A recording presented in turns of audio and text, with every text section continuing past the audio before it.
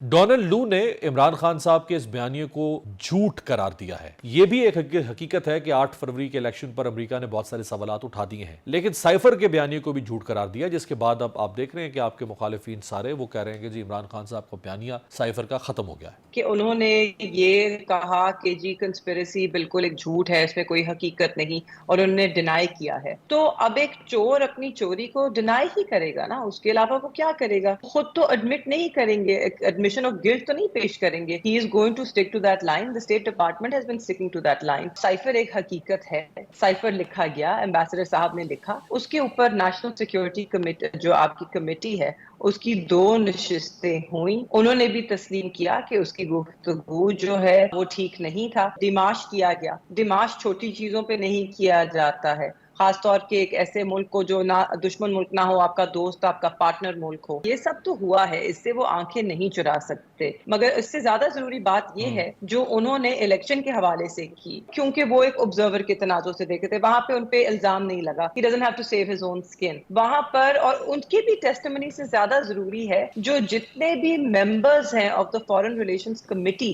جنہوں نے یہ ہیئرنگ تشکیل دی، ان کے کامنٹ، ان کے سوالات، یہ بہت یہ سب سے زیادہ جو باریک کاروائی ہے نا وہ ان سوالات میں ہے۔ بریڈ شرمن صاحب نے کہا is it a case of what were his words of selective prosecution کہ یہ عمران خان صاحب کو ایک ناحق سزا دی گئی ہے، اور جس طرح انہیں پروسیکیوٹ کیا جا رہا ہے، انہوں نے کہا کہ میں تو آپ سے کہوں گا کہ آپ ہم امریکی سفیر کو بھیجیں and he should make sure that Imran Khan lives to tell the story of his selective persecution۔ مطلب کہ امریکہ کی طرف سے آپ کو ایک پیغام آ رہا ہے کہ ہمیں خدشہ ہے کہ اس بندے کو کچھ ہو سکتا ہے۔ اسی سائفر کیس میں 30 جنوری کو عمران خان اور آپ کے والد شاہ محمود قریشی کو 10 سال قید بامشقت ریگرس پنشمنٹ کی سزا سنائی گئی تھی۔ اب کیس اسلام آباد ہائی کورٹ میں چل رہا ہے اس سزا کے خلاف اپیل کا، اور 25 مارچ کو اس کیس کی سماعت ہے۔ 4 سماعتیں لگ بھگ ہو چکی ہیں اس سے پہلے۔ آپ کو کیا امید ہے کہ یہ سزا ختم ہو جائے گی؟ جی مجھے اب بہت امید ہے کہ یہ سزا ختم ہوئے گی نا، یہ ریمانڈ پہ نہیں جائے گا،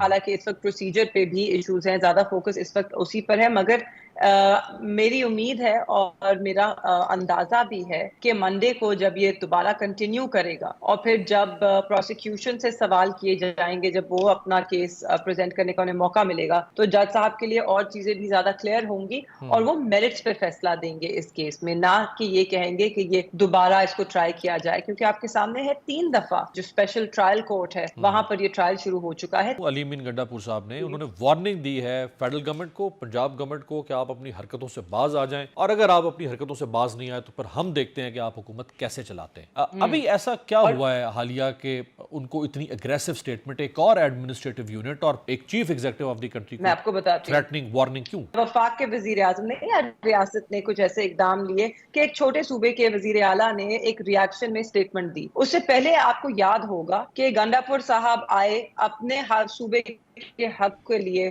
آئے، انہوں نے بڑی اچھی نشست کی شہباز شریف کے ساتھ، ٹھیک، ٹو ٹیک تھنگس فارورڈ۔ اس کے بعد ہم نے کیا دیکھا؟ کل گنڈا پور صاحب کے خلاف ایک اریسٹ وارنٹ ایشو کر دیا جاتا ہے، ٹھیک ہے، نان بیلیبل۔ اس کے بعد آج آپ کے سامنے ہے 13 جتنے بھی پنڈی کے کیسز ہیں، 13 کے 13 کیسز میں ہمارے جو رہنما ہیں تحریک انصاف کے، جن میں سے کافی اس وقت الیکٹڈ ممبرز آف پارلیمنٹ ہیں، ان سب کے اسپیکر کو انفارم کر کے ان سب کے اریسٹ وارنٹ ایشو کر دیے گئے ہیں۔ پھر آپ کے سامنے ہے کہ کس طرح حکومت اس وقت ایس آئی سی کو، جو آپ نے تسلیم کر لیا جماعت ہے، آپ نے آزاد اراکین کو اس کا حصہ بننے دیا، مگر اب ایس آئی سی کو آپ تسلیم نہیں کرنا چاہ رہے کہ وہ پارلیمنٹری پارٹی ہے، تو نہ آپ ان کا اپوزیشن لیڈر اپوائنٹ ہونے دے رہے ہیں، نہ ان کا جو پارلیمانی لیڈر ہے اس کو بھی نہیں آپ اپوائنٹ ہونے دے رہے۔ تو آپ تو چاہتے ہیں کہ پہلے کے پاس نہ مخصوص نشستیں ہوں، پھر نہ ان کے پاس اپوزیشن لیڈر ہو، نہ ان کے پاس پارلیمنٹری لیڈر ہو، نہ ان کے پاس پارلیمنٹری پارٹی کا رول ہو، نہ یہ کسی کمیٹیز میں ہو، نہ یہ کوئی سوال اٹھا سکے۔ تو یو بیسکلی آپ جان کے ہمیں تو سسٹم سے باہر دھکا دے رہے ہیں، ہم جتنا آپ کہہ رہی ہیں سسٹم کہ کے اندر رہ کے پرووک کام کیا جا کرنے رہا کی ہے، کوشش آپ کر کہہ رہے رہی ہیں ہیں، کہ آپ کو پرووک کیا جا رہا ہے۔ 100%۔ اچھا، آپ کو کیا لگتا ہے کیا کیا جا رہا ہے؟ لیکن اس میں دوسری طرف آپ ہم یہ بھی پارلیمان میں آئے، یہ چاہتے تھے، آپ کو یاد ہوگا الیکشن سے پہلے انہوں نے ایک بیانیہ بنانے کی کوشش کی، ایک صورتحال اس طرح کی بنانے کی کوشش کی کہ پی ٹی آئی کے لوگ تنگ آ کے جذباتی ہو کے الیکشنز کو بائیکاٹ کر دیں گے، مگر ہم نے بائیکاٹ نہیں کیا، ہم نے الیکشنز میں حصہ لیا، ہم نے میدان خالی نہیں چھوڑا، اور ہم نے انہیں شکست دی۔ مگر انہوں نے اس پہ ڈاکہ ڈالا. پنجاب اور خیبر پختونخوا کی اسمبلیاں جب تحلیل کی عمران خان صاحب کے کہنے پر اور حکومت ختم کی گئی تو اس کا آپ نے نقصان اٹھایا. وہ ایک ایسا جوا تھا کہ جس میں آپ جیت بھی سکتے تھے لیکن آپ ہارے اس میں. اب اگر ایک آپ کو بریدنگ سپیس مل گئی ہے, اگر آپ کو جیسے تیسے ایک صوبے میں حکومت ملی ہے, اس کو آپ کو ریٹین رکھنا چاہیے یا آپ کو کنفرنٹیشن کی طرف جانا چاہیے؟ آپ کو تو کنفرنٹیشن اوائڈ کرنی چاہیے. اگر وفاقی حکومت کرے بھی تو آپ کہیں نہیں بھی ہم نہیں لڑنا چاہتے آپ سے. یہ میوچولی ایکسکلوسیو تو نہیں ہے. ہم صوبے میں